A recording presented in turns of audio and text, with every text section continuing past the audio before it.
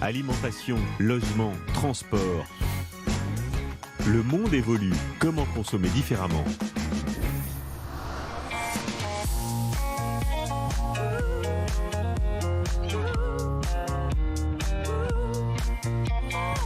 Bienvenue à tous, c'est le rêve de nombreux Français, s'offrir une résidence secondaire pour souffler le week-end ou le temps des vacances. Un quart des Français y réfléchiraient activement, surtout en ces temps troublés. Une maison de campagne ou une belle maison au bord d'un lac, c'est possible. Voici comment, sommaire. Pas la peine d'avoir de gros moyens pour s'échapper chaque week-end dans son refuge à la campagne. Découverte et décryptage des nouvelles offres pour s'offrir sa résidence secondaire pour moins de 80 000 €.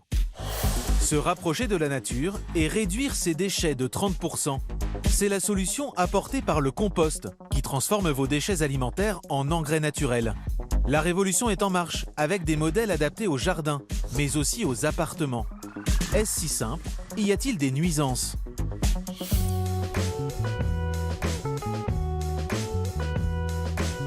Et pour débuter cette émission, notre enquête donc sur le nouveau filon des résidences secondaires. S'offrir une maison de campagne ou une maison de vacances, c'est désormais presque à la portée de tous grâce à des nouvelles offres, à des nouvelles propositions comme l'achat groupé. Alors comment ne pas se tromper, comment être sûr de faire le bon choix et qui sont ces agents immobiliers qui démocratisent les résidences secondaires? C'est Lisa Beauval qui a mené l'enquête pour Tout compte fait.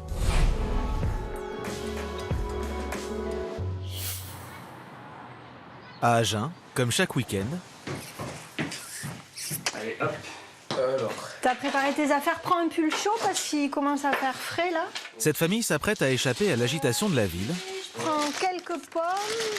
pour rejoindre son havre de paix dans la nature. Manger à midi. Pour ce soir, je vais prendre des pâtes. Pourtant, ils n'ont pas de gros moyens. Tu veux charger? Ah ouais, elle est chargée. On a de la chance, on va avoir le soleil. Eric, 51 ans, et Julie, 44 ans, travaillent dans l'associatif. Et le petit seau pour les poules. Elle est animatrice, Elles vont être contentes quand on leur amène tout notre petit compost. lui technicien. Ils gagnent à eux deux 2 800 € net par mois. Mais les voilà, comme chaque samedi, qui filent vers la campagne. Allez.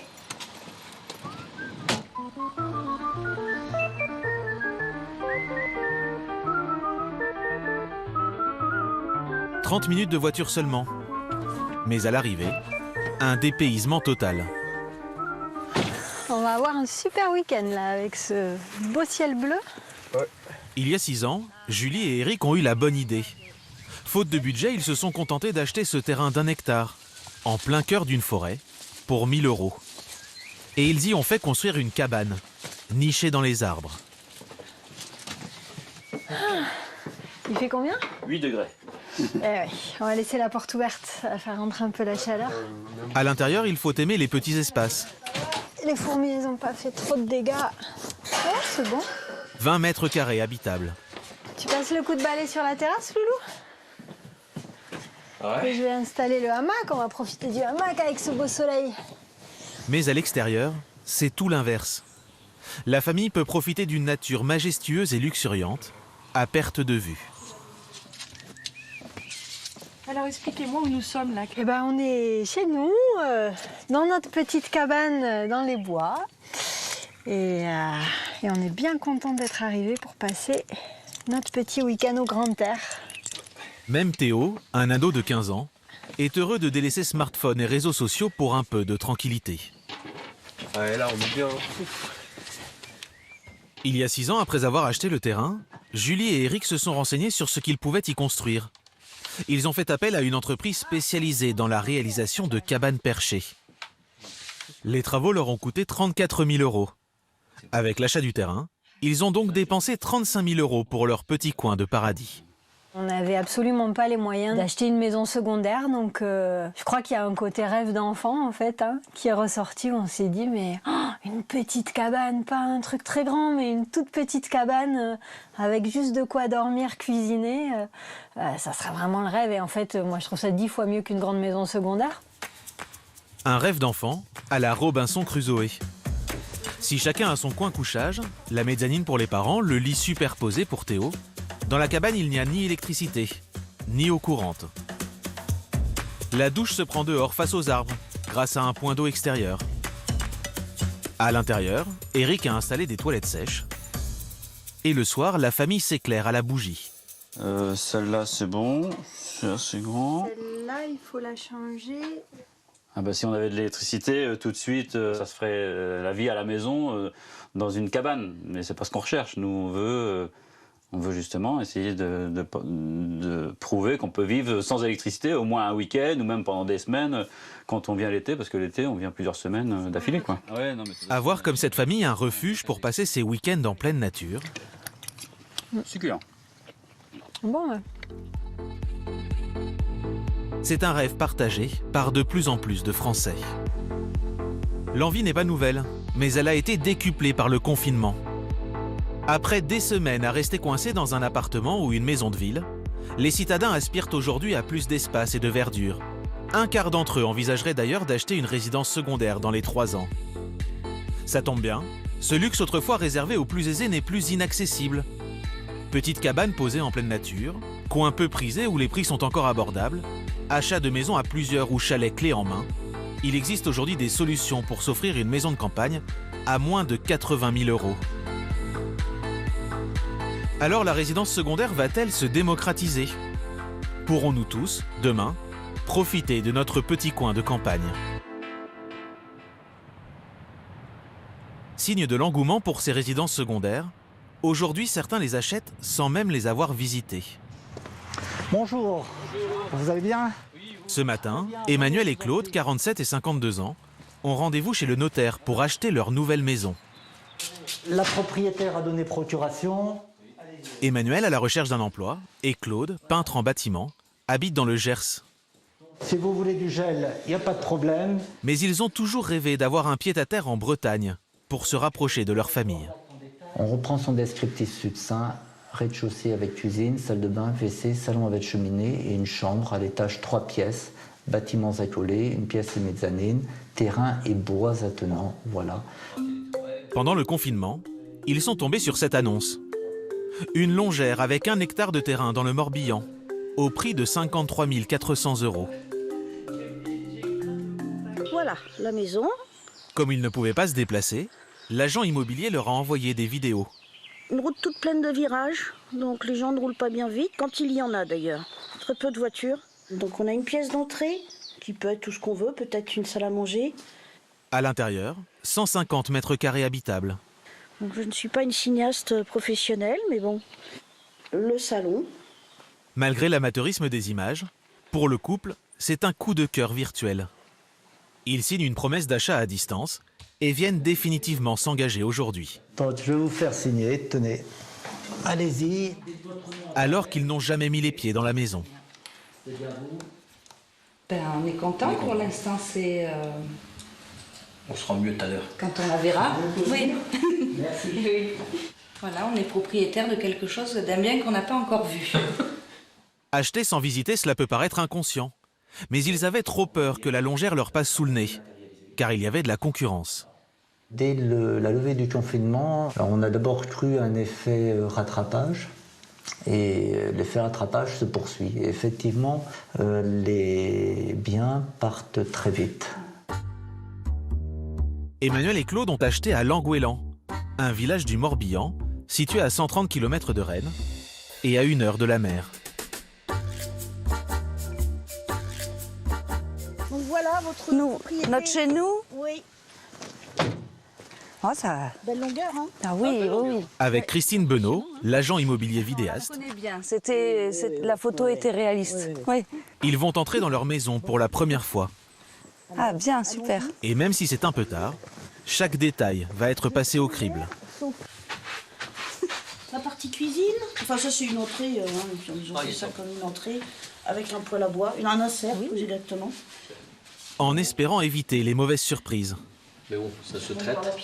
On va sécher un petit peu, quoi. Oui, mais ça, on avait vu. Hein. Oui, on avait vu qu'il y avait de l'humide. Elle n'a pas été chauffée cet hiver.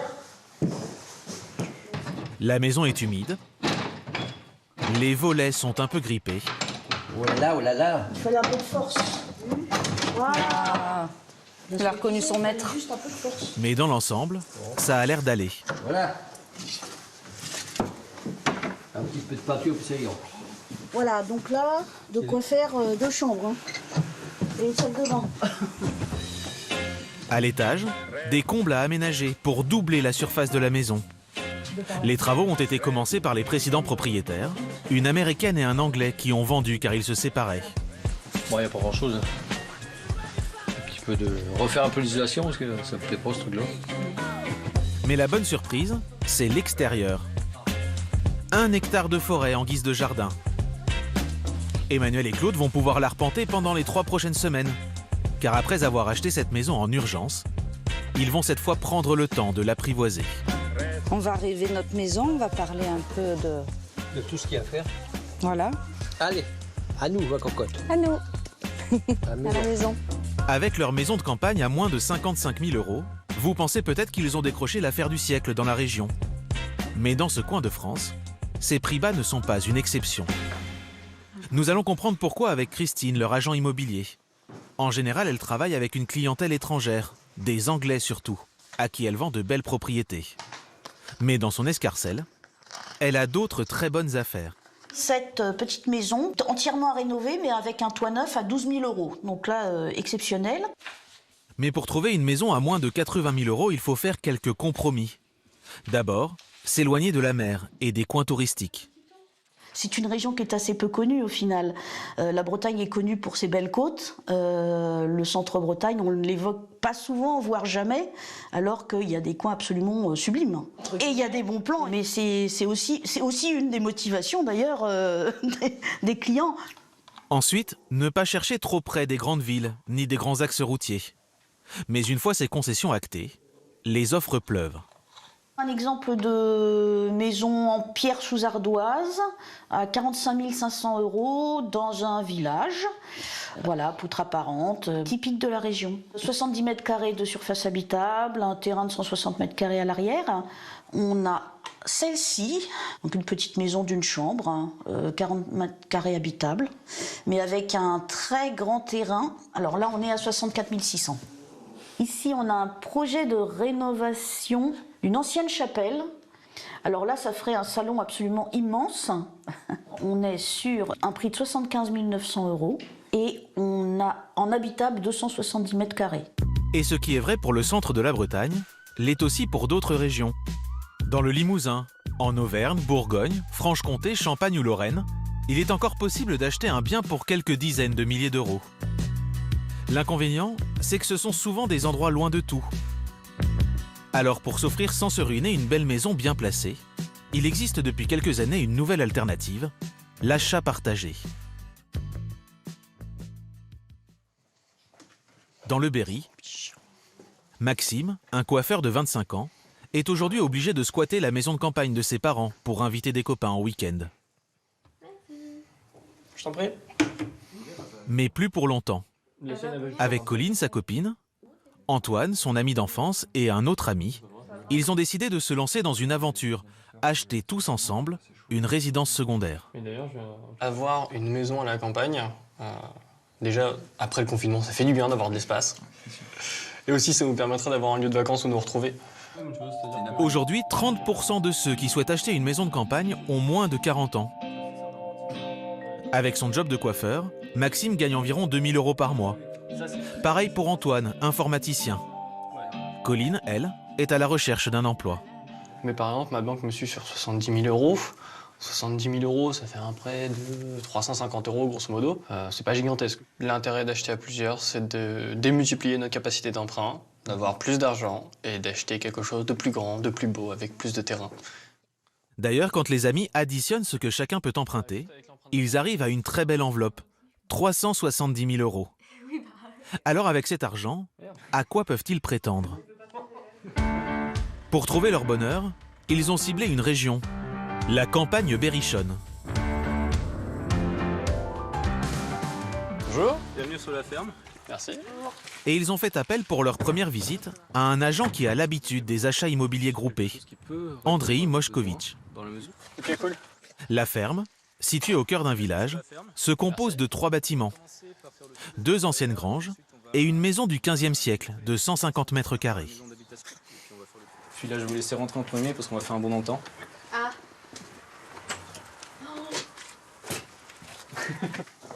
Oh, j'adore. Oh, une cheminée. Bon, t'achètes toute seule en fait. Ah ouais, hein. Ah, j'aime trop. De prime abord émerveillés, les amis vont assez vite redescendre sur terre. Pour la cuisine de 30 mètres carrés par exemple, Des peintures à la chaux qui sont faites sur le bois et les murs. les avis divergent. Moi je la trouve peut-être un peu petite. Ouais, Un moi peu je suis petite complètement d'accord avec toi par contre. Tu vois, c'est. Bah, ouais, mais c'est normal, tu vois, elle est pas meublée. Tu imagines ça meublé donc. Là je m'imagine à plusieurs, moi surtout. Ouais, c'est ça en Pour fait. une personne, genre juste un couple, je dis pas. Mais pour nous tous en même temps, je sais pas. Car s'ils veulent vivre tous ensemble dans cette maison, il va falloir faire beaucoup de travaux. En plus de la simple rénovation, changer la disposition des chambres qui sont en enfilade. Pas idéal pour l'intimité. Faire au moins une salle de bain supplémentaire. Et éventuellement aménager les dépendances en lieu de vie, pour ne pas trop se marcher sur les pieds. Tu vois cette bâtisse-là, tu dis qu'est-ce que t'en fais? Est-ce que t'en fais une chambre pour quelqu'un ou est-ce que tu gardes la grande maison qui est ici pour un séjour, pour une salle de vie? Moi j'attends de voir la fin. J'attends de tout J'attends de voir. voir la fin, déjà. mais moi pour le coup, là je pensais plus à Antoine Un et atelier. Tristan en atelier Clairement pour les un atelier, voitures, quelque chose comme ça. Pour la voiture peut-être pas, mais pensais- vu que Bah, Moi j'aurais vu un billard et un baby-foot, après c'est vous. Ah, le baby-foot, oui, oui. En l'état, la ferme coûte 85 000 €. Mais si les amis la rénovent à leur goût, ils pourraient débourser plusieurs centaines de milliers d'euros en travaux. C'est franchement chouette. Faut que je revienne faire une contre-visite avec des artisans pour qu'ils puissent me chiffrer tout ça. S'ils me disent oui, il y en aura pour tel prix, ça peut rentrer dans le budget. Là ouais, là on peut discuter là. Mais choisir la bonne maison, c'est aussi souvent le début des ennuis. Car avec l'achat partagé, attention aux tensions et fâcheries entre amis.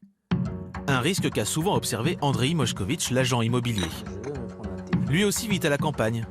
Il a installé ses bureaux dans la grande maison de ses parents. Bon bah écoutez, on va faire un petit point sur votre recherche et puis essayer de comprendre un petit peu votre besoin pour l'immobilier après tout ce qu'on a vu. Parmi les projets d'achat dont il s'occupe, 1 sur 30 se fait à plusieurs. Cet après-midi, il va conseiller les jeunes amis sur le cadre juridique le plus adapté. Souvent l'aspect amical dans ce type de projet est détérioré par l'aspect financier et ça c'est un gros problème. Il leur conseille de créer une société civile immobilière et d'établir devant notaire des clauses précises pour chaque situation, notamment si l'un des amis veut revendre ses parts.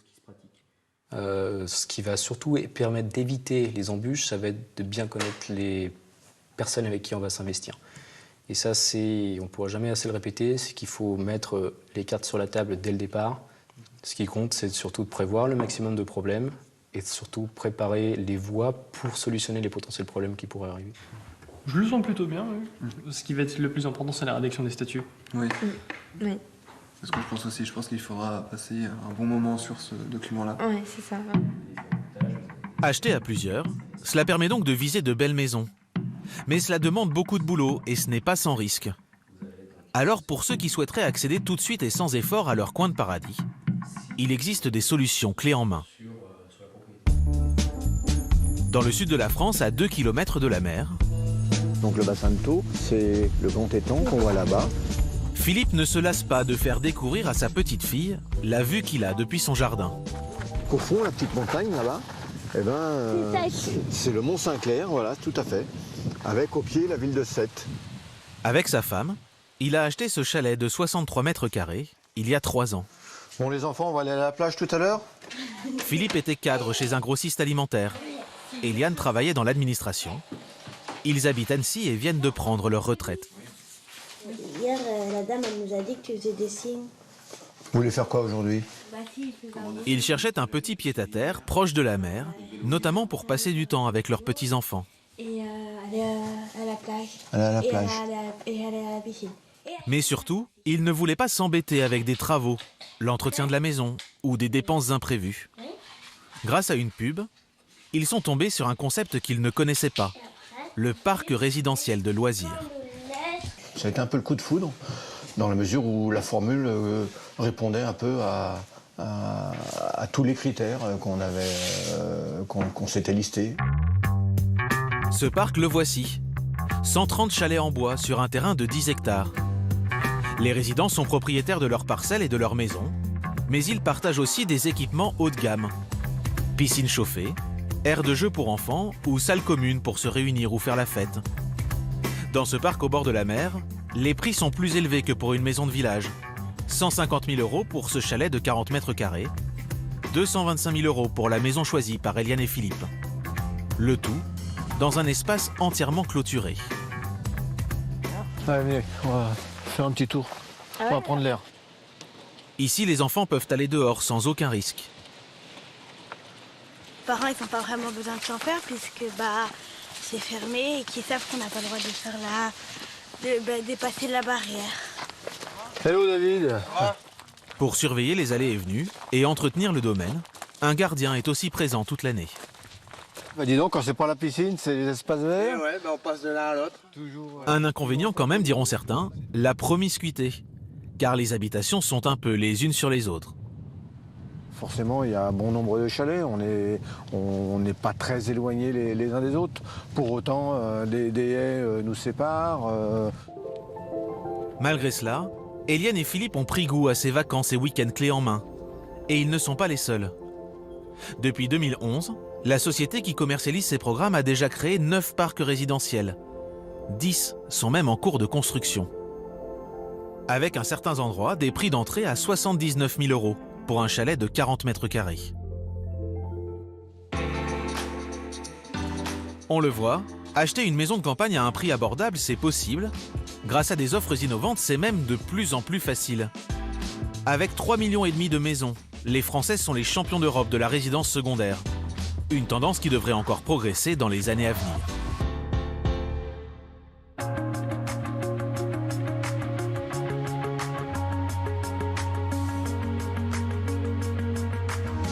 Alors que vous habitiez à la campagne ou à la ville, comme on vient de le voir dans le reportage, avec une maison de campagne, pourquoi pas, vous faites peut-être partie de ces Français adeptes du compost. Car désormais, vous allez le voir, tout le monde s'y met pour réduire ses déchets alimentaires. Ce sera d'ailleurs obligatoire d'ici 3 ans, donc il faut s'y préparer. La grande nouveauté, c'est que le compost débarque désormais dans nos villes. Les citadins s'y mettent à leur tour. Alors, Compost pour tous, mode d'emploi, c'est une enquête signée Marie Fortunato.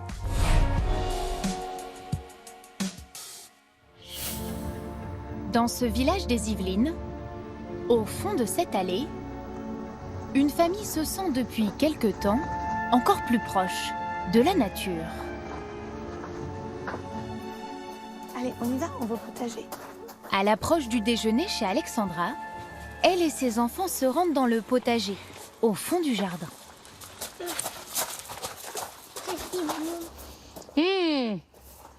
On va manger ça quand ? À l'apéro. À l'apéro, oui. On en a beaucoup, hein. Un petit coin de paradis où cohabitent des tomates anciennes ou en forme de piment, des potirons, des citrouilles, des pommes. Et là, on va prendre des blettes. Cette famille cultive ses fruits et légumes depuis quelques mois. Tu veux couper, Tom, ou pas ? Oui. Alors, tu coupes comme ça, à peu près. Vas-y. Là ? Oui, vas-y. Mais ce n'est pas seulement son potager qui l'a fait se sentir si bien. Alexandra obtient ces jolis produits car elle a un secret pour les faire pousser. Cela commence dans sa cuisine. On va faire la salade, on va couper les tomates. Attention à tes petits doigts. Au menu ce midi, ce sera tarte à la tomate et aux blettes cuites. Allez, tout ça, Julia. Pendant la préparation du déjeuner, un drôle de récipient va jouer un rôle majeur. Alexandra et ses enfants y mettent leurs épluchures de fruits et légumes.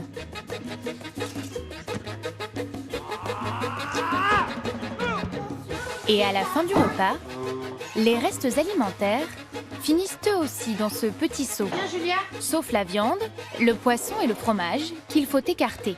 Leur décomposition est plus difficile. Parce qu'en fait, ces déchets vont devenir de l'engrais dans 8 mois. Ils vont se désagréger dans cette caisse à un composteur qui coûte en moyenne une 60aine d'euros. C'est bon. J'enfouis comme ça mes biodéchets là que nous venons de mettre. Bien recouvrir de matière sèche. Vous voyez là, j'ai recouvert complètement de feuilles. Feuilles mortes, boîtes d'œufs, carton brut, ils vont absorber l'humidité des résidus organiques. Cela va créer un équilibre dans le composteur. Des champignons et des bactéries vont se développer. Donc voilà. Ensuite, comme la caisse est en contact avec la terre, des insectes et des vers vont terminer de transformer les déchets. Le compost, ça rassemble une biodiversité vraiment comme nulle part ailleurs, parce que dans une cuillère à compost, vous avez 7 milliards d'organismes vivants. C'est du concret, quoi. C'est pas quelque chose que l'on fait et on voit pas les bénéfices ou tout ça. Enfin, je veux dire, on voit tout de suite que la poubelle, elle est réduite. On est hyper content quand on a le compost au printemps pour faire ses plantations. Respectez ces règles et il vous suffira de touiller l'ensemble de temps en temps pour obtenir cet engrais exceptionnel. Allez. Il permet à Alexandra d'enrichir les plants de son potager et donner de nouveaux fruits et légumes au printemps. Très bien. Un petit peu de compost au fond. Le compostage, une bonne habitude que nous sommes de plus en plus nombreux à adopter. Il faut dire qu'il n'y a que des avantages. D'un côté, nous réduisons de près de 30% nos déchets ménagers, soit 160 kg en moins par an et par habitant. En sortant ainsi de notre poubelle les résidus végétaux et alimentaires, nous évitons qu'ils soient incinérés ou enfouis. Autant de CO2 en moins. De l'autre côté, au bout du processus, nous obtenons un engrais naturel dont profiteront nos jardins ou les champs des agriculteurs. Autant de fertilisants chimiques évités. La révolution compost est en marche dans les maisons avec jardin, mais aussi en ville, dans les appartements où il existe des solutions. Comment bien choisir son modèle de composteur? Est-ce simple et abordable? Demain, aurons-nous tous à portée de main cette poubelle magique qui imite le cycle de la nature?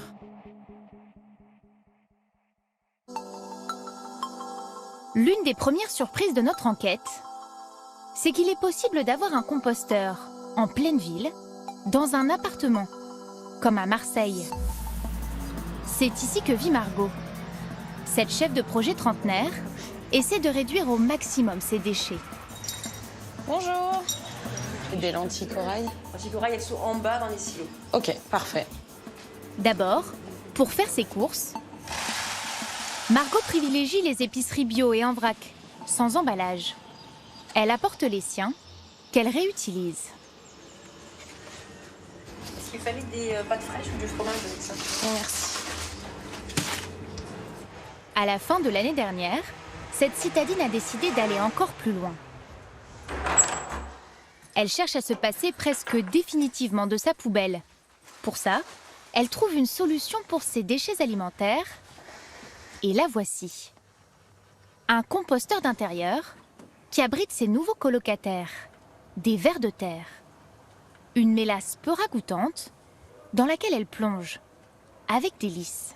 Plus dans le fond. Et là, vous voyez qu'il y a des centaines de vers. Hein. Faut pas avoir peur de... J'allais dire, ça vous dégoûte pas en fait, tous ces vers?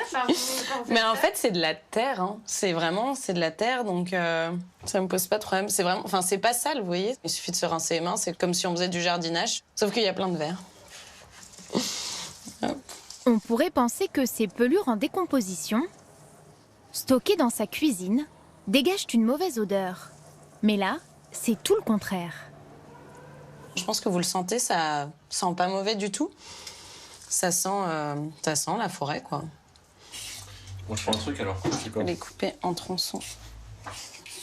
Avec Vincent, son compagnon, ils prennent soin de leurs vers de terre. Glouton, ils mangent presque 2 kilos d'épluchures par semaine. Mais il y a une contrainte, réduire tous les végétaux en bouillie. En soi, je pourrais juste couper en tout petits morceaux, mais vu la quantité, en fait, c'est aussi rapide de tout mettre au mixeur. La nourriture broyée sera mangée plus rapidement par leur lombric. Comme pour tous les composts, il faut ensuite ajouter du papier ou du carton prédécoupé. Ça permet d'éviter la prolifération de moucherons, même si on a toujours un petit peu.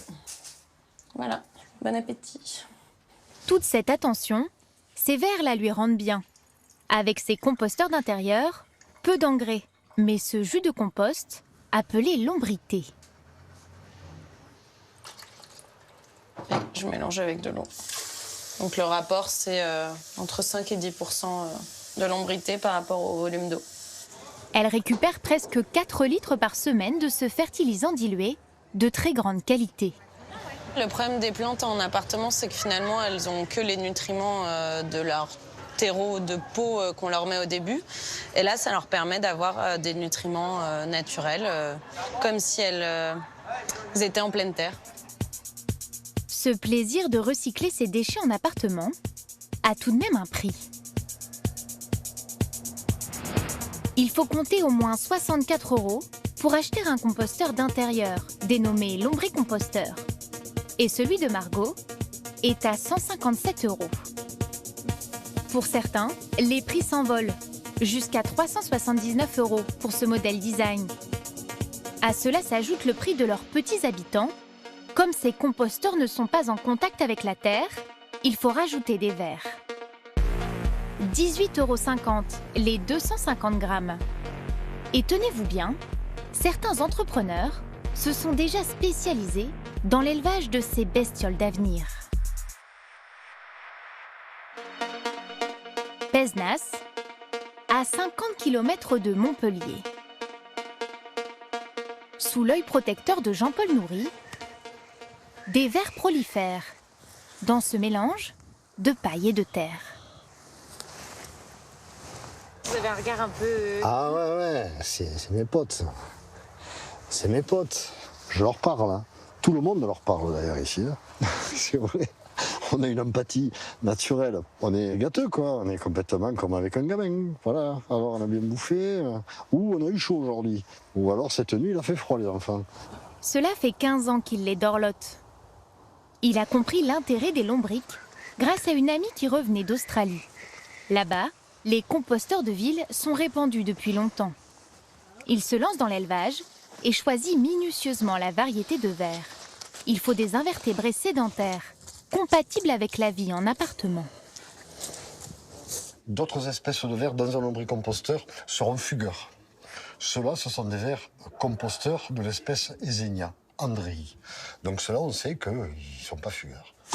Il a commencé avec 10 kilos de vers de terre. Ils se sont épanouis et reproduits dans ses bacs, si bien que Jean-Paul a aujourd'hui 10 tonnes de lombrics. Plus près du poivron Dieu. Voilà. Il les nourrit avec cette farine de blé. Voraces, les colonies ingèrent la moitié de leur propre poids chaque jour. Voilà, à table. Après 4 semaines, les vers arrivent à maturité. Pour que cette matière vivante puisse être transportée jusqu'à nos appartements, l'entreprise a trouvé une solution. Ce sont des sachets micro-perforés pour qu'ils puissent quand même respirer aussi. L'année dernière, ils ont expédié 15 tonnes de vers. Ils sont envoyés aux 4 coins de la France et même au-delà. Dans le 16e à Paris, à Bruxelles, à Puteaux, à Bondy, à Montpellier. La société de Jean-Paul va générer 1 million d'euros de chiffre d'affaires cette année. Car il ne se contente pas de vendre ses vers. Il fournit aussi le contenant. Ce lombricomposteur qu'il a créé. En 2005, le pari était très osé. Aujourd'hui, la demande explose, boostée par le confinement. On en vend 20 000 par an, quoi. On en vend par an sur le dernier exercice. L'avant-dernier, on en vendait 12 000. Celui d'avant, on en vendait 7 ou 8 000, quoi. C'est exponentiel. Le compost en ville monte en puissance. Et une autre solution pourrait accélérer son développement. Une solution portée par Jean-Jacques Fasquelle. Ce professionnel du compostage sillonne Paris sur son vélo. Jean-Jacques est à l'initiative d'une petite révolution depuis 12 ans dans les copropriétés de la capitale. Bonjour. Vous allez bien ?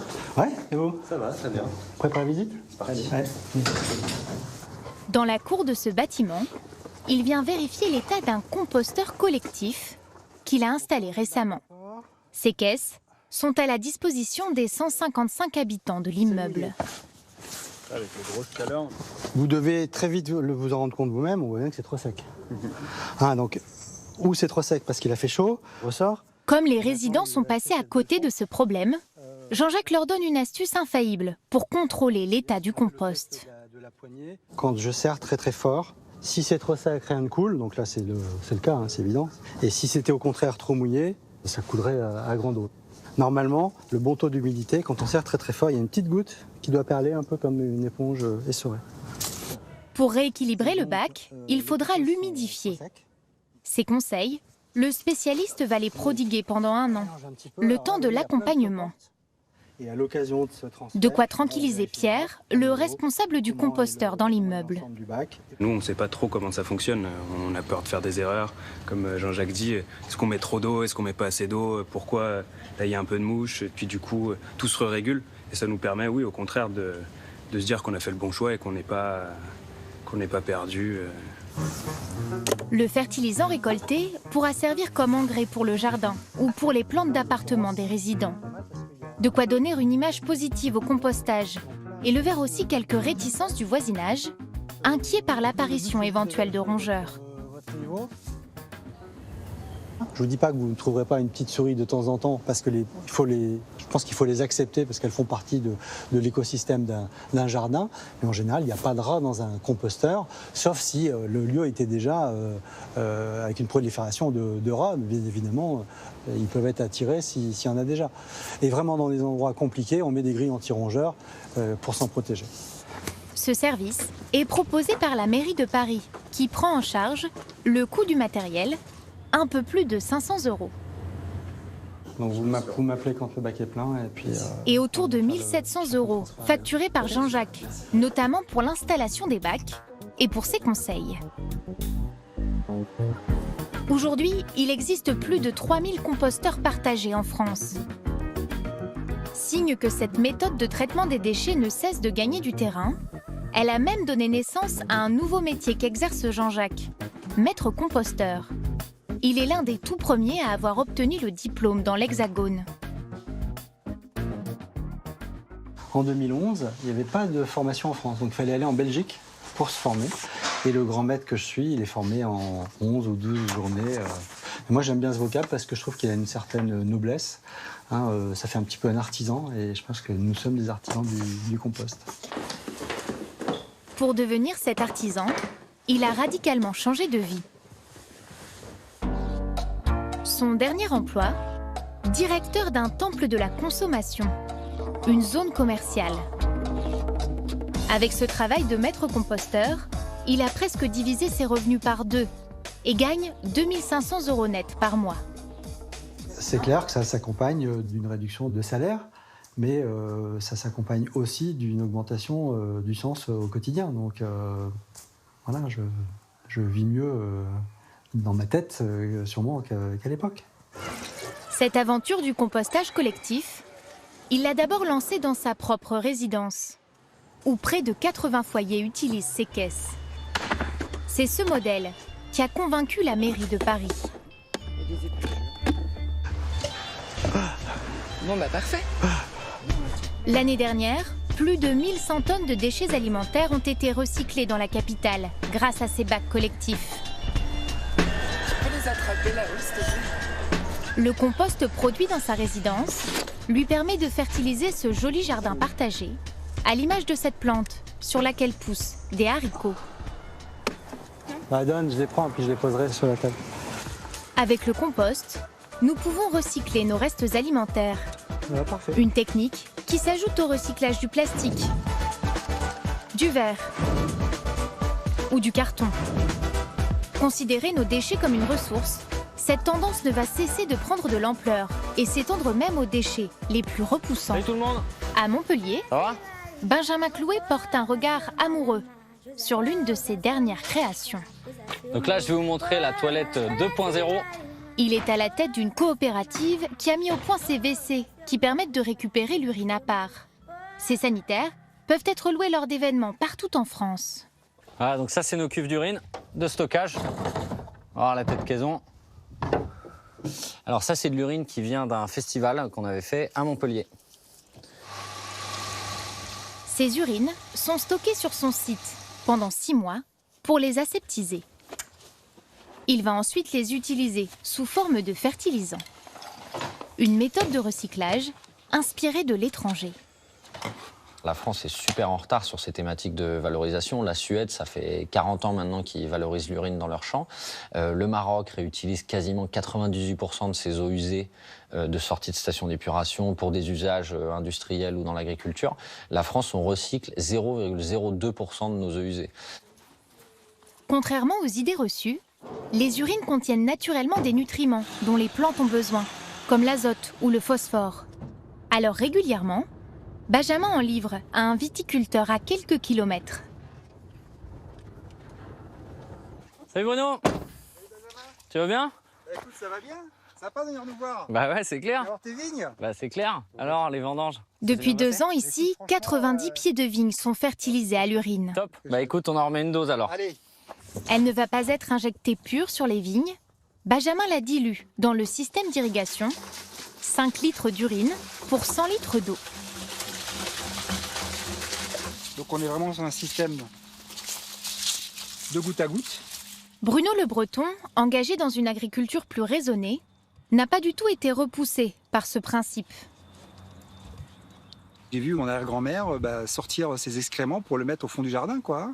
Donc c'est des gestes naturels, quoi. C'est pas quelque chose qu'on invente, en fait on fait que redécouvrir. Donc non, c'est pas du tout pour moi un problème psychologique de mettre de l'urine dans la vigne, quoi. Pour l'instant, il s'agit d'une expérimentation que le viticulteur voudrait étendre à d'autres parcelles de sa vigne, pour réduire notamment l'usage d'engrais chimiques. Voilà, c'est ce genre de sac qui pourrait être amené à disparaître de chez nous pour avoir des choses beaucoup plus locales. Financièrement, l'urine collectée, stockée et acheminée coûtera un peu plus cher que ces engrais de synthèse. Bon, alors on va aller déguster Super. Le nectar. Et n'allez pas croire que ce fertilisant naturel laisse une saveur particulière au breuvage. Donc tu vois la couleur un peu? Quand je faisais, c'était une grande année. Ah, tu sens le fruit déjà? Ouais, clair. Tu sens le cassis, la mûre? Pas de différence sur le vin. L'expérience est concluante. Benjamin Clouet souhaite l'étendre au maximum. Il vient de vendre à la mairie de Paris 3 de ses toilettes et urinoirs, avec comme objectif de récupérer du fertilisant pour des cultures dans la région. Mais pour l'instant, ce qui va prendre de plus en plus de place dans nos vies, c'est le compost. Du coup, lequel choisir? Si vous avez un jardin, vous pouvez opter pour le modèle d'Alexandra, peu coûteux et facile d'utilisation. Si vous êtes en ville, la solution la plus pratique et la moins chère, ce sont les bacs collectifs.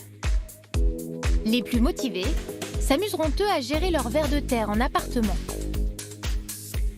De toute façon, nous allons devoir nous y mettre, car le tri des déchets alimentaires sera obligatoire d'ici 3 ans.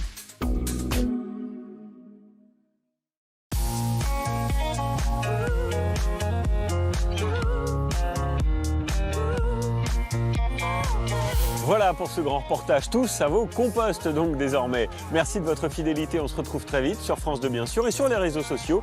N'hésitez pas à nous suivre toujours plus nombreux et à nous faire part de vos idées ou de vos initiatives pour améliorer notre consommation du quotidien. Ciao, à très vite.